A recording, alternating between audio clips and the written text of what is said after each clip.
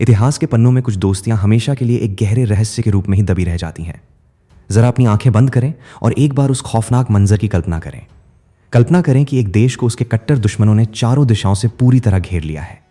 पूरी दुनिया उस समय बिना कुछ किए बिल्कुल शांत और खामोश होकर बस तमाशा देख रही थी। उस भयानक संकट और खतरे में फंसे हुए उस अकेले देश की मदद के लिए आखिर कौन आगे आएगा? क्या उस वक्त किसी की भी पुकार उन तक पहुंचेगी?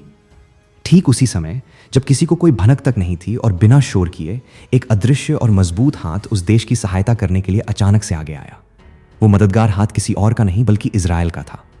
और वो संकट में घिरा देश हमारा अपना भारत था। ये केवल कागजों पर लिखा गया कोई साधारण या आम समझौता बिल्कुल नहीं था। ये तो मुसीबत और घोर संकट के समय में एक दूसरे का साथ निभाने वाला एक ऐसा गुप्त और अटूट बंधन था जिसने इतिहास की धारा को ही मोड़ दिया। कई दशकों तक ये सच्चाई पूरी दुनिया की नजरों से छिपी रही और पर्दे के पीछे चलने वाले एक बेहद अद्भुत और रणनीतिक नाटक की तरह काम करती रही। आज हम इतिहास के उन अंधेरे और गुमनाम कोनों में प्रवेश करने जा रहे हैं। हम भारत और इजराइल के बीच उस गहरी, छिपी हुई और रहस्यमयी दोस्ती से पर्दा उठाएंगे जिसके बारे में ना तो कोई जानता था और ना ही किसी ने कभी इसकी कल्पना की थी। तो चलिए इस ऐतिहासिक सफर में समय के पन्नों को पलटते हुए थोड़ा पीछे की ओर चलते हैं और इस कहानी की शुरुआत से सब कुछ देखते हैं। उस समय जब हमारा भारत देश अभी अभी आजाद हुआ था और एक नए स्वतंत्र राष्ट्र के रूप में अपने कदम मजबूती से जमा रहा था। उस दौर में अरब देशों के साथ अपने विशेष कूटनीतिक संबंधों और अंतर्राष्ट्रीय समीकरणों को ध्यान में रखते हुए भारत ने आधिकारिक तौर पर इजराइल के साथ किसी भी प्रकार के खुले या सार्वजनिक राजनयिक संबंध स्थापित नहीं किए थे। हालांकि इजराइल को एक स्वतंत्र और संप्रभु देश के रूप में आधिकारिक तौर पर मान्यता दे दी गई थी, लेकिन फिर भी दोनों देशों के बीच कोई सीधा मित्रतापूर्ण व्यवहार या खुला हाथ नहीं बढ़ाया गया था। बाहरी दुनिया और अंतर्राष्ट्रीय मंचों को यही लगता था कि इन दोनों देशों के बीच किसी भी तरह का कोई खास रिश्ता या कूटनीतिक बंधन बिल्कुल भी मौजूद नहीं है और वे अलग हैं। लेकिन अंतर्राष्ट्रीय राजनीति के इस बड़े पर्दे के पीछे छिपी हुई वास्तविक सच्चाई कुछ और ही थी, जो बहुत ही कम लोगों को मालूम थी। साल 1962 का वो बेहद मुश्किल और चुनौतीपूर्ण समय आ गया था।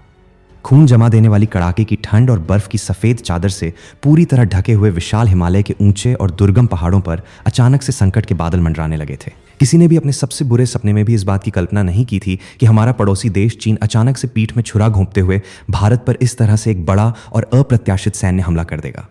भारत के वीर और पराक्रमी सैनिक अपनी जान की परवाह किए बिना अपनी मातृभूमि की रक्षा के लिए बहुत ही बहादुरी और अदम्य साहस के साथ दुश्मनों से लगातार लड़ रहे थे। भारतीय सेना पूरे जी जान से संघर्ष कर रही थी, लेकिन दुर्भाग्यवश हमारे बहादुर जवानों के पास लड़ने के लिए पर्याप्त और आधुनिक हथियारों की बहुत भारी कमी थी। हथियारों और गोला बारूद की यह गंभीर कमी युद्ध के मैदान में हमारे लिए एक बहुत ही बड़ा संकट पैदा कर रही थी। उस अंधकारमयी और निराशाजनक समय में जब दुनिया के कई बड़े देश हमारी मदद करने से पीछे हट रहे थे या हिचकिचा रहे थे, तब एक देश ऐसा भी था जिसने बिना एक पल भी गंवाए या बिना कुछ सोचे समझे हथियारों से भरे हुए अपने कई भारी जहाज़ों को पूरी तरह से गुप्त रूप से भारत की ओर रवाना कर दिया था। सबसे अधिक हैरानी और आश्चर्य की बात तो ये थी कि उस समय तक इस मददगार देश के साथ भारत के कोई भी आधिकारिक या सार्वजनिक कूटनीतिक संबंध स्थापित नहीं थे।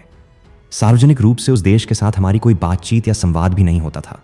लेकिन फिर भी हमारे इस गहरे संकट के समय में इजराइल ने भारत की मदद करने के लिए अपने हथियारों के भंडार के दरवाजे पूरी तरह से हमारे लिए खोल दिए थे। इजराइल ने अपने भारी जहाज़ों के माध्यम से हमें बड़ी मात्रा में मोर्टार, तोपखाने और अन्य आवश्यक गोला बारूद बहुत ही तेजी के साथ भिजवाए। वे हथियार और सैन्य साजो सामान हमारे पास इतनी जल्दी कैसे पहुंच गए? आखिर उन्हें हमारे लिए इतनी तेजी से किसने भिजवाया था? ये सवाल आज भी दुनिया भर के देशों और बड़ी बड़ी खुफिया एजेंसियों के लिए एक बहुत ही बड़ा और अनसुलझा रहस्य बना हुआ है। और उसी ऐतिहासिक दिन से इन दोनों देशों के बीच एक गहरा, अदृश्य और मजबूत खून का रिश्ता हमेशा के लिए बन गया।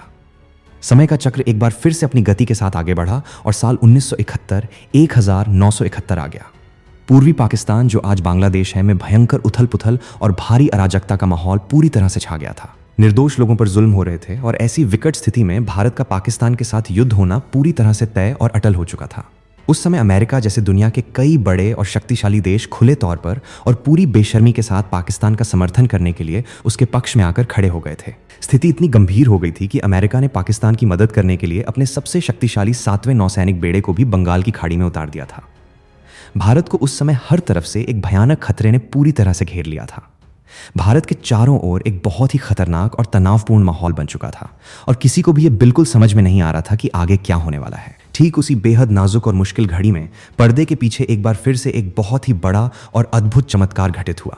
दुनिया की सबसे खतरनाक और खूंखार मानी जाने वाली इजरायल की खुफिया एजेंसी मोसाद और हमारी अपनी भारतीय खुफिया एजेंसी रॉ के वरिष्ठ अधिकारियों ने गुप्त रूप से कई अज्ञात और सुरक्षित स्थानों पर अपनी महत्वपूर्ण मुलाकातें की। इन बैठकों में उन्होंने दुश्मनों की गुप्त गतिविधियों, उनकी आगे की रणनीतियों और भविष्य की युद्ध योजनाओं के बारे में बहुत ही सटीक और अत्यंत संवेदनशील खुफिया जानकारी भारत के साथ साझा की, जो हमारे लिए बहुत ही ज्यादा महत्वपूर्ण थी।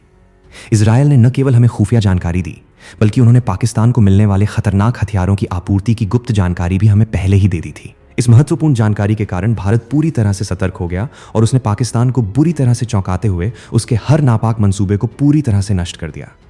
इस सटीक जानकारी और हमारी सेना की बहादुरी ने पाकिस्तानी सेना को सांस तक लेने का मौका नहीं दिया और उन्हें घुटने टेकने पर मजबूर कर दिया। इस महान और ऐतिहासिक युद्ध में भारत ने एक बहुत ही शानदार और निर्णायक जीत हासिल की, जिसके परिणाम स्वरूप दुनिया के नक्शे पर बांग्लादेश नाम का एक बिल्कुल नया और स्वतंत्र देश उभरकर सामने आया।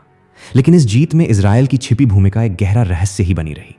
इस घटना के बाद कई दशक शांति से बीत गए और समय के साथ साथ वैश्विक राजनीति का नक्शा भी पूरी तरह से बदल गया। शक्तिशाली सोवियत संघ के पतन और उसके विखंडन के बाद दुनिया के राजनीतिक समीकरणों में भारी बदलाव आया। भारत को अब अंतर्राष्ट्रीय स्तर पर एक ऐसे सच्चे और भरोसेमंद दोस्त की सख्त जरूरत महसूस होने लगी जो हर मुश्किल में उसका साथ दे सके। इसी बीच 1992 का वो अहम साल आ गया। उस समय के तत्कालीन भारतीय प्रधानमंत्री पीवी नरसिम्हा राव जी ने एक बहुत ही साहसिक और ऐतिहासिक कदम उठाते हुए इस दिशा में एक बड़ी पहल की। उन्होंने उस गहरे अंधेरे में छिपे हुए वर्षों पुराने और मजबूत बंधन को अचानक से दुनिया की रोशनी में ला दिया, जिससे पूरी दुनिया एक पल के लिए पूरी तरह से हैरान और अवाक रह गई। उन्होंने बिना किसी डर या अंतर्राष्ट्रीय दबाव की परवाह किए पहली बार इजरायल के साथ पूर्ण स्तर के कूटनीतिक और आधिकारिक संबंधों की स्थापना की खुले तौर पर घोषणा कर दी।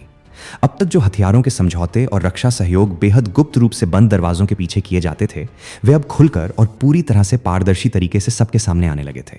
इस तरह से दोनों देशों के बीच एक बिल्कुल नए, सुनहरे और मजबूत अध्याय की बहुत ही शानदार शुरुआत हुई।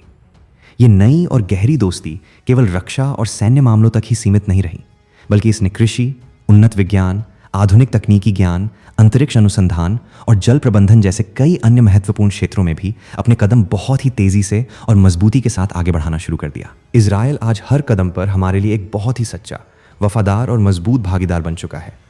यहाँ तक कि एक रेगिस्तान जैसे सूखे और बंजर देश में, जहाँ पानी की एक एक बूंद बहुत कीमती है, वहाँ भी हर बूंद को सहेज कर उसे हरियाली में बदलने वाले इजरायली किसानों ने हमारे भारतीय किसानों के बेहतर भविष्य के लिए एक बहुत ही शानदार और प्रेरणादायक मार्गदर्शक के रूप में काम किया है। इजरायली तकनीक और भारतीय मानव संसाधनों का यह बेहतरीन संगम आज एक बहुत ही अद्भुत शक्ति के रूप में दुनिया के सामने उभर रहा है। लेकिन इस गहरी और मजबूत दोस्ती की असली और सबसे कठिन अग्नि परीक्षा साल 1999 में एक बार फिर से तब सामने आई जब भारत को कारगिल के भयंकर युद्ध का एक बहुत ही बड़ा और भयानक सामना करना पड़ा था। कड़ाके की ठंड में भारत की खाली छोड़ी गई चौकियों पर चालाकी से कब्जा करके बर्फीली और ऊंची चोटियों पर छिपकर बैठे पाकिस्तानी घुसपैठियों का सामना करना हमारी भारतीय सेना के लिए एक बहुत ही बड़ी और जानलेवा चुनौती बन गया था। दुश्मन 18,000 फीट की ऊंचाई पर बैठकर वहां से हमारी हर एक गतिविधि पर पूरी तरह से नजर रख रहा था और हमारे वीर सैनिक हर कदम पर अपने प्राणों की आहुति दे रहे थे। उस मुश्किल समय में भारत को दुश्मनों के सटीक ठिकानों का पता लगाने के लिए आसमान से वार कर सकने वाले कुछ बेहद उन्नत और आधुनिक हथियारों की सख्त जरूरत थी। उस समय दुनिया में सबसे बड़े और ताकतवर देश माने जाने वाले अमेरिका ने भारत को अपनी जीपीएस सेवा और ज़रूरी तकनीक देने से पूरी तरह से और साफ साफ इनकार कर दिया था। हमारे सैनिक शहीद हो रहे थे, लेकिन फिर भी किसी देश ने हम पर तरस नहीं खाया। और तब बिना किसी बुलावे के हमारा वो पुराना और सच्चा दोस्त इजरायल फिर से हमारी मदद के लिए तुरंत आगे आया। रातों रात इजरायल के कई सैन्य विमान गुप्त रूप से भारतीय वायुसेना के ठिकानों पर उतरे। इन विमानों में लेजर निर्देशित बम, आधुनिक ड्रोन और उच्च तकनीक वाले सैटेलाइट चित्र जैसी कई अमूल्य चीजें मौजूद थीं। इजरायल द्वारा दिए गए उन मानव रहित हवाई वाहनों और विशेष निगरानी उपकरणों ने कारगिल की उन दुर्गम पहाड़ियों में छिपे दुश्मनों की एक एक हरकत को हमारी सेना के सामने लाकर पूरी तरह से नंगा कर दिया। हमारे मिराज लड़ाकू विमानों ने उन इजरायली लेजर निर्देशित बमों की मदद से दुश्मनों के मजबूत बंकरों को पूरी तरह से तबाह कर दिया।